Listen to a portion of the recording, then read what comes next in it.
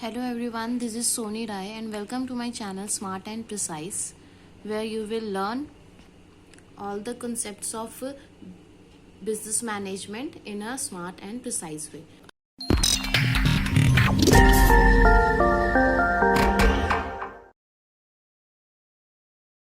Okay, so let's start with our today's topic, that is business environment. Now what is business environment? Guys environment आपको पता है कि क्या होता है, जो भी आपके आसपास जो सराउंडिंग्स होती है जिसमें आप रह रहे हैं वो होता है एनवायरनमेंट। तो ऐसे ही बिजनेस का भी अपना एक एनवायरनमेंट होता है जिसमें जो बिजनेस है वो एग्जिस्ट करता है। Okay, so just read the definition. Sum total business environment is a sum total of all those factors which influence the business. Means कि बिजनेस एनवायरनमेंट क्या है, जो भी फैक्टर्स एक बिजनेस को रन करने में अफेक्ट करते हैं उसे कहते हैं हम बिजनेस एनवायरनमेंट। अब ये क्या फैक्टर्स हैं ये हम अभी आगे लर्न करेंगे। First of all, business environment क्यों ज़रूरी है एक बिजनेस के लिए? Why we study business environment?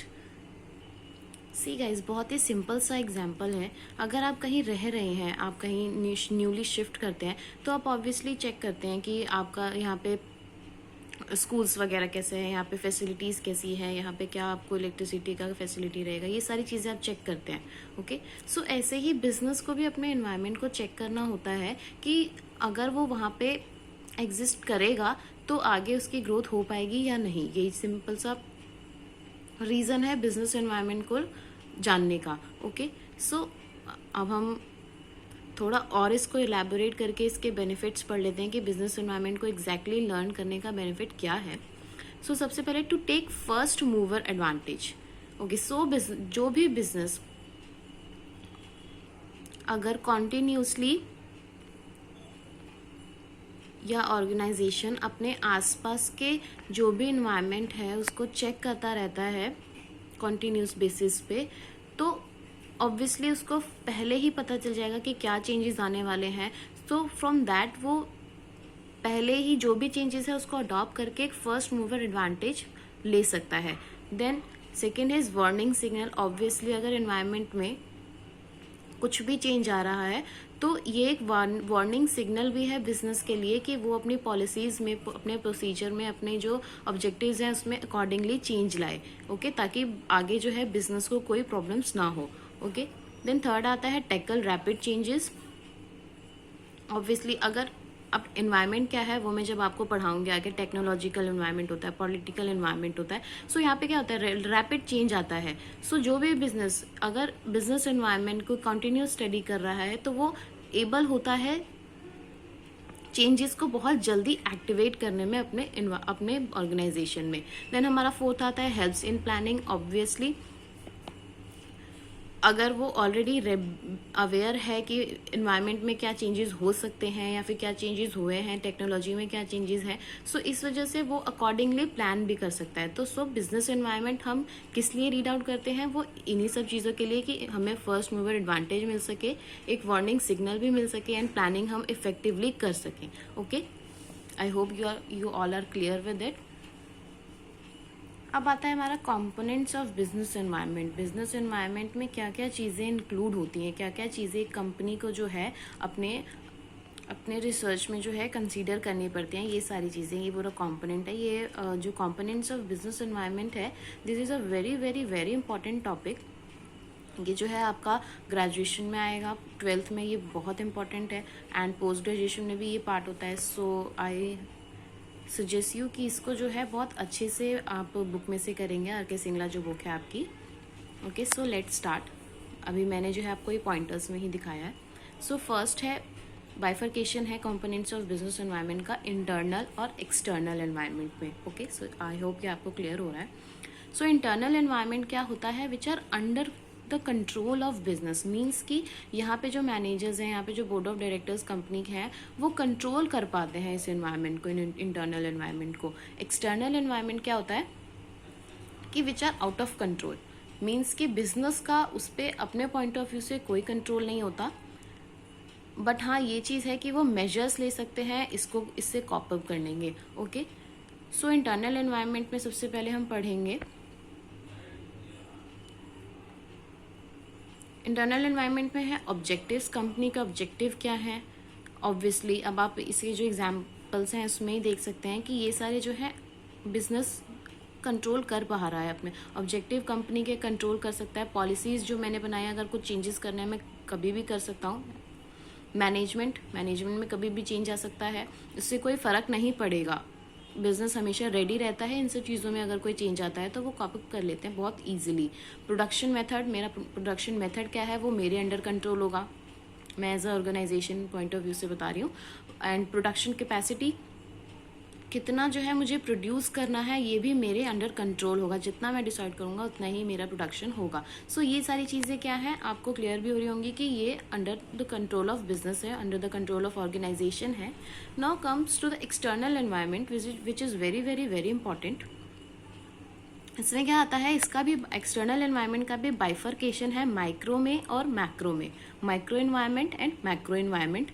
Micro क्या, छोटे लेवल पे, मीन्स कि customers, suppliers, competitors, public, marketing and intermediaries. ये क्या है, जो भी पर्सन जो है डायरेक्टली कंपनी से लिंक्ड है वो आते हैं हमारे माइक्रो एनवायरनमेंट में। Okay, and macro environment is a totally different thing. So सबसे पहले अभी माइक्रो पढ़ लेते हैं। माइक्रो एनवायरनमेंट में क्या क्या आएगा, हमारा कस्टमर्स, हमें जो भी प्रोड्यूस करना है according to the need of customer, जो भी हम मैन्युफैक्चर करें according to the need of customer होना चाहिए, अदरवाइज हमारा प्रोडक्ट मार्केट में वर्क नहीं करेगा, और वो कोई भी प्रोडक्ट हो। देन सप्लायर्स, ऑब्वियसली हमें अपने सप्लायर्स को अंडर कंट्रोल रखना है, जो भी हमारा सप्लाई कर रहे हैं product all over the world या फिर ऑल ओवर द इंडिया, जो भी प्लेटफॉर्म है कंपनी का।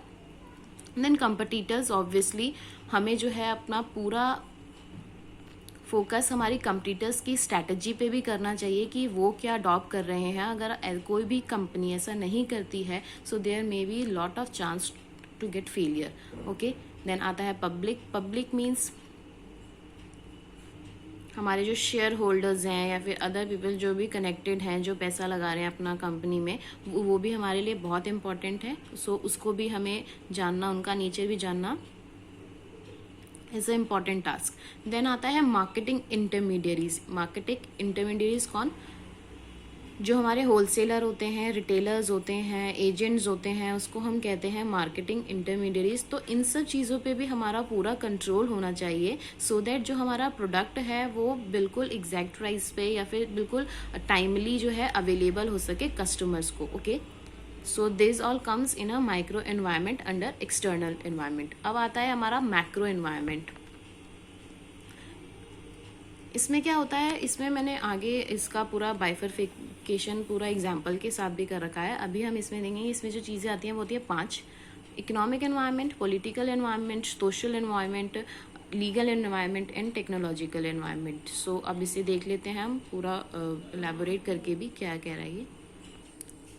सो सबसे पहले है हमारा economic environment. Economic environment means कि जो भी इकोनॉमिक चेंजेस, जो भी हमारी इकोनॉमी में चेंजेस आ रहे हैं वो सारा भी कंपनी को कंसीडर करना होता है, because it also affect companies environment. Okay, so economic environment में मैं एग्जांपल लेना चाहूँगी, जैसे जीएसटी आया, गुड्स एंड सर्विसेज टैक्स, तो सारी कंपनीज का सारा प्रोसीजर जो वर्किंग का था, सारा टैक्स का, ये सारी चीज़ें चेंज हुई। सो for a business point of view, economic environment is very very important to consider. Then comes political environment. Obviously political environment भी बहुत ही important है, जो कि एक कंपनी को इन्फ्लुएंस करता है। जो भी पॉलिटिकल पार्टी अभी कंट्री में करंट में वर्किंग होती है, कंपनीज को जो है उनके अकॉर्डिंग, उनकी पॉलिसी के अकॉर्डिंग वर्क करना पड़ता है। फॉर एन एग्जाम्पल, जब मोदी जी की गवर्नमेंट इंट्रोड्यूस हुई यहाँ पे इंडिया में, तो उन्होंने जो है 5 ईयर प्लान्स हमारे होते थे, जो कांग्रेस टाइम पे होते थे, कांग्रेस जब हमारी गवर्नमेंट थी, तो उन्होंने इस चीज़ को चेंज करके नीति आयोग कर दिया। एंड इसमें फिर बहुत सारे चेंजेस आ गए, वो आप इकोनॉमिक्स में चेक कर सकते हैं।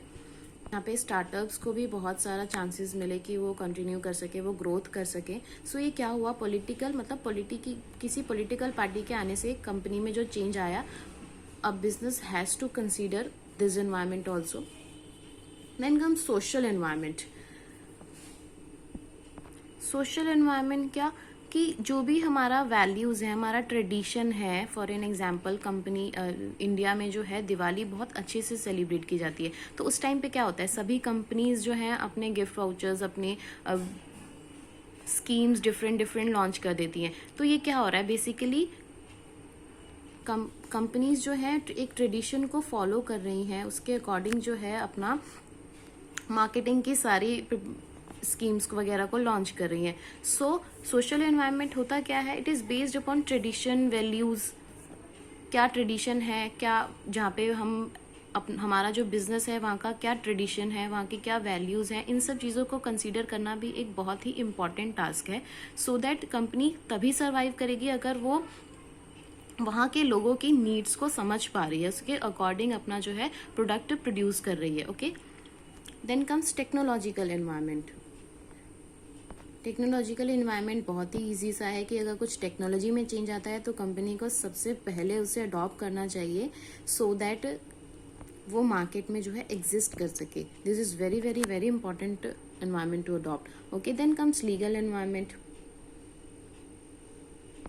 लीगल एनवायरनमेंट के अंदर क्या आता है कि जो भी हमारी गवर्नमेंट या फिर जो भी हमारा कोर्ट, सुप्रीम कोर्ट, यहाँ पे जो भी लॉज वगैरह डिफाइन करते हैं, company has to follow all these laws.